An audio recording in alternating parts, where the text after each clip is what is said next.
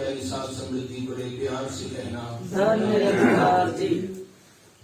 बहुत ही परम आदरणीय महान संत राजस्थान की पवित्र धरा से हम सब के बीच में पहुंचे आदरणीय महाराज तीर्थनाथ जी, जिनका बहुत ही महान जीवन है, जीवन का बड़ा अनुभव है। हमारे बहुत ही आदरणीय बहन विश्वकायती जी, जिनके तप और त्याग की बदौलत हम सब यहाँ मिलजुल करके अथर्व वेद पारायण महायज्ञ के माध्यम से यज्ञ भी कर रहे हैं और सत्संग का आयोजन भी चल रहा है। आदरणीय साध्वी सुजाता जी, सभी संत महात्मा जो यहाँ पर हम सब उपस्थित हुए हैं, सबसे पहले तो मैं संत आश्रम परिवार की ओर से आप सब संत महापुरुषों का बहुत ही तहे दिल से आपका यहाँ पहुंचने पर अभिनंदन करता हूँ, स्वागत करता हूँ। अब विषय सत्संग का चल रहा था, सूरज को दीपक दिखाना। एक ऐसा मुझे लग रहा है कि मैं ऐसे महान संतों के बीच में क्या कहूँ। आदरणीय तीर्थनाथ महाराज जी जब बोल रहे थे, मेरे दिल के अंदर एक बात जाग रही थी, क्योंकि महाराज जी का बोलने का तरीका, सहजता, समझाने की बातें, निरंकारी बाबा हरदेव सिंह महाराज जी की मुझे वो बात याद आ रही थी। बाबा जी से एक बार किसी श्रद्धालु ने पूछा कि महाराज जी भाषा अच्छी कौन सी है। महाराज जी ने बड़े प्यार से धीरे से कहा कि भाई, प्यार की भाषा वो सबसे अच्छी होती है। तो महाराज जी का एक एक शब्द बहुत ही करुणामयी, ममतामयी, स्नेह देने वाले शब्द थे। वही शब्द स्नेह से कहा जाए और वही दूसरे तरीके से कहा जाए, उस शब्द में ही फर्क हो जाता है। हम शब्द पर सवार होकर परमात्मा को मिलना चाहते हैं, और वही एक शब्द है जो परमात्मा से भी मिला देता है, और वही शब्द है, फर्क नहीं है, वो मिले हुए से छुड़वा सकता है। तो शब्द को किस तरह से बोलना है, कैसा हमारा व्यवहार हो, कैसा हमारा आचरण हो, समाज के लोग हमारे को किस दृष्टि से देखते हैं। क्योंकि जब हम शीशे के सामने खड़े होते हैं, अक्सर सुबह नहा धो करके हर इंसान अच्छे से अच्छे कपड़े पहन करके और एक बार शीशे के आगे जरूर जाता है और देखता है कि मेरे चेहरे पर कुछ लगा तो नहीं है। अगर उसके चेहरे पर कुछ लगा है तो कोई भी इंसान अपने घर के शीशे को नहीं तोड़ता, ये गुस्सा करके कि आपने मेरे ये चेहरे का दाग क्यों दिखाया, बल्कि बड़े आराम से, सहज भाव से उस चेहरे के दाग को ठीक कर लेता है, ठीक करके चला जाता है। ठीक उसी प्रकार से हमारा जीवन है। इस जीवन के अंदर हमारी जितनी बीमारियां हैं, जितनी बुराइयां हैं, समाज एक शीशा है और समाज ही हमें बता देता है कि हम कैसे हैं। तो हमने अपने जीवन को अच्छा बनाने के लिए समाज की बातों को मद्देनजर रखते हुए इस प्रकार का जीवन जीना चाहिए, जिस प्रकार से कमल का फूल गंदगी में रह करके भी हमेशा गंदगी के ऊपर ही फैलता है। इसी प्रकार से संत का जीवन है, जो पूरे संसार में रह करके भी और संसार से अलग रहता है, जैसे कमल का फूल रहता है। संत शिरोमणि गुरु रविदास महाराज जी ने बड़े सुंदर शब्दों में कहा है, रविदास सोई साधु भला जो होवे निर्वैर, सुखदायी समता गहनी सबकी मांगे खैर। तो संत तो सभी की खैर मांगते हैं, सभी की भलाई की कामना करते हैं।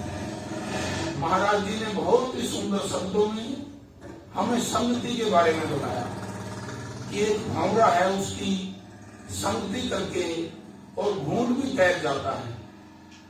इसी प्रकार से गुरु रविदास महाराज जी कह रहे हैं कि सप्त संगति मिली रही है माधव जैसे मधुप मखीरा, कि हे परमात्मा सच्चे लोगों की संगति मिली रहे और इकट्ठ ऐसा हो जैसे मधुमक्खियों का होता है। मधुमक्खी का क्या स्वभाव है? कभी गंदगी पर नहीं बैठती, हमेशा फूल पर बैठकर और वहां से कुछ लेकर आती है। अपने छाते के अंदर इतना सुंदर, इतना मीठा शहद इकट्ठा कर लेती है। वो शहद न जाने किन किन लोगों की बीमारियों को भी काट देता है, उसमें इतने गुण होते हैं। तो आओ हमारा जीवन भी ऐसा सुंदर बन जाए कि हम जो भी बोले वो मिठास से बोले, प्यार से बोले, एक दूसरे का सम्मान करें, हृदय से करें। हृदय से बोली हुई वाणी हमेशा समझ में आती है। तो इस विषय पर ज्यादा लंबी चर्चा ना करते हुए हमारे बीच में आदरणीय महाराज तीर्थनाथ जी हैं। मैं महाराज जी के चरणों में यही विनती कर रहा हूं कि जैसा बहन विश्वकायती जी ने कहा है कि सत्संग अब समापन की ओर है, तो समापन हम महाराज तीर्थनाथ से ही करवाएं। बहुत बहुत आशीर्वाद हम सबके ऊपर बरस रहा है। महाराज जी के अनुभव, महाराज जी का जीवन, महाराज जी के तप और त्याग और इनका इतना एक एक शब्द के अंदर मार्मिकता, उसका हमें लाभ मिले, हमारा जीवन भी अच्छा बने। संतों की महफिल में, आप संतों के चरणों में दास को अपने आप को बहुत ही गौरवान्वित सा महसूस करता है कि आप इतने महान संत यहाँ आए, और जिसका पूरा का पूरा श्रेय आदरणीय साक्षात देवी बहन विश्वकायती जी को जाता है। जो बहन विश्वकायती जी पूरे जनवरी के महीने में जो पहली बार 41 दिन का पारायण महायज्ञ चारों वेदों का किया, और लगातार ये सिलसिला जारी है।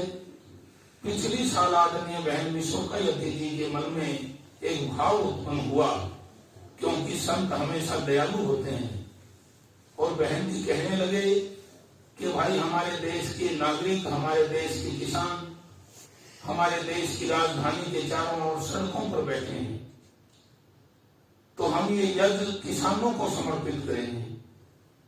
प्रत्येक दिन जो यज्ञ होता सभा सभा की ध्वनियों के साथ, और जब भी संत महात्मा कोई बोलते यही बोलते कि हे परम पिता परमात्मा, जो हमारे देश के अन्नदाता किसान मजदूर वो सड़कों पर बैठे हैं, उन्हें शक्ति प्रदान करना, और जो राजा हठ धर्मिता के ऊपर उतरा हुआ है उसे सद्बुद्धि देना, ये हमेशा अरदास की गई। और जैसे ही अब आगे बहन जी का यज्ञ आरंभ हुआ, उससे पहले पहले राजा को परमात्मा ने सद्बुद्धि दी, कानून वापिस लिए, और वो किसान मजदूर बाइज्जत अपने घरों के अंदर लौटे। यज्ञ में, संतों की वाणी में, परमात्मा के सामने की गई सच्ची अरदास में इतनी बड़ी ताकत होती है। तो अब की बार का जो यज्ञ है, आदरणीय बहन विश्वकायती जी ने इस यज्ञ को संठन सूत्र के लिए समर्पित किया है। तो ये संठन सूत्र, संठन में ताकत होती है, संत आश्रम परिवार है। आज आदरणीय महाराज तीर्थनाथ जी अपनी पूरी संगत के साथ यहाँ पहुंचे हैं, तो ये हमें शक्ति मिल रही है, संगठन की शक्ति है। आप पहली बार आए हैं, दोबारा आप आएंगे तो आप मेहमान नहीं होंगे, आप स्वयं इस संत आश्रम के मालिक होंगे।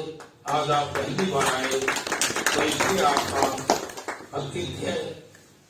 हमने जो आगमन आपका है उसमें स्वागत किया। तो जो भी यहाँ संत आश्रम में एक बार आता है और वो इस संत आश्रम का सदस्य बन जाता है, आप अपने आप को इसके साथ जोड़ें।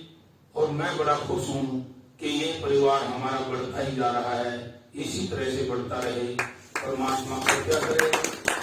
इस निराकार पार ब्रह्म परम पिता परमात्मा के चरणों में अरदास करते हुए कि दातार कृपया कर सभी को तन से मन से धन से हर प्रकार से खुशहाल कर दे। इतना ही संतों से जानते हैं कि हे परम पिता परमात्मा तू सर्वशक्तिशाली है, तेरे से ताकतवर ना कोई था, ना है, ना होगा। तू सारी शक्तियों से हमें भी नवाज दे, क्योंकि हम आपके प्यारे बच्चे हैं। तेरी दी हुई शक्तियों के सहारे हम इस संसार को सुंदर बनाने में अपना अपना योगदान दे पाए। जी बड़े प्यार से कहना।